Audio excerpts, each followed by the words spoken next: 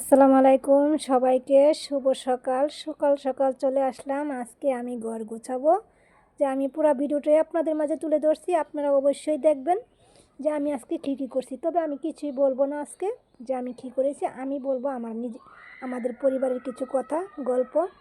আমার পেজটা কিন্তু গল্পেরই, কিন্তু আমি কিন্তু গল্প বলতে পারি না, দুই চোখ দিয়ে এমনিতে পানি পড়ে। অনেকেই বলে যে আমার জীবনের গল্প বলতাম, কিন্তু আমার জীবনে তো অনেক গল্প, যে গল্প বললে জীবনও শেষ হইব না, রাত যাইব দিন যাইব, শেষ হইব না। কিন্তু আমি কিভাবে বলবো, সেই গল্প বললেই আমার কষ্ট লাগে, তার জন্য আমি গল্প আর বলি না।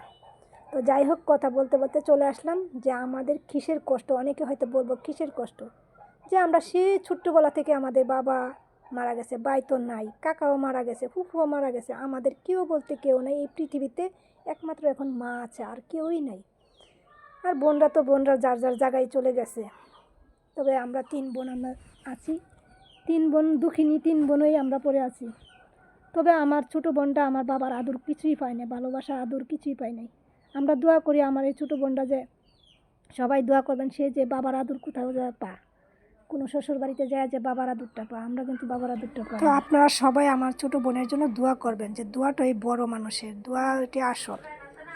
তো আমরা কিন্তু 6 বোন। অনেকেই কিন্তু 6 বোনের কথা শুনলে ভয় পা। তবে আমার বাবা কিন্তু 6টা রাজকন্যা ছিল। আমার বাবা কখনো ভয় পায়নি, সে তার কাছে 6টা রাজকন্যা। আর কার কাছে ছিল না, আমার বাবার কাছেই ছিল। তবে একটা কথা, এই 6টা রাজকন্যাতে এক এক করে সবাই একজনে সরে গেছে। আমার ঘর কিন্তু এখন ফাঁকা, শুধু আমি আমার মাই থাকি, আর তো কেউ নাই। আর একটা ওই যে আমার বড় যে বোন, পাইয়া বলে ডাকি, সে আমাদের সব কিছু দায়িত্ব, আমাদের দেখাশোনা, খাওয়া পড়া সব কিছু, আমাদের ডাক্তার, সব কিছু ওর উপরে। তো আচ্ছা, একটা কথা বলি, আমি অনেক জায়গাতে এই যে হাদিসে ইয়াতে সব জায়গায় কম বেশ, মোবাইল তো আছে এখন, তো সবাই কম বেশ জানতে পারে শুনতে পারে। আমি শুনছি যে বোনরা নাকি কখনো ওই দুনিয়ায় যাইলে বোনরা কেউ পাশে কেউ থাকতে দেখা দিব না। তাহলে আমার বোন যে আমাদের জন্য এত কিছু করতেছে, নিজের জীবন ত্যাগ করে দিয়েছে, তাহলে আমরা এ বোনরে কী বলবো, এ বোনরে কীভাবে দোয়া করবো, বোনে কীভাবে পার করবো আমরা? বোনের তো কেউ নাই, তার নিজের সব কিছু দিয়ে আমরা রে আগড়িয়ে লাগছে, না আছে, বিয়েই বসে নাই, তাহলে কি থাকবো? কে ওর জন্য দোয়া করবো বলতে পারেন? বলতে পারেন, আপনারা বলে দিবেন অবশ্যই, কমেন্ট বক্সে জানিয়ে যাবেন যে আমার এই বোনের জন্য আমরা কী করতে পারি। আমার এই বোন তো সব কিছুর জন্য ত্যাগ করে ফেলছে আমাদের জন্য, মা বোনের জন্য।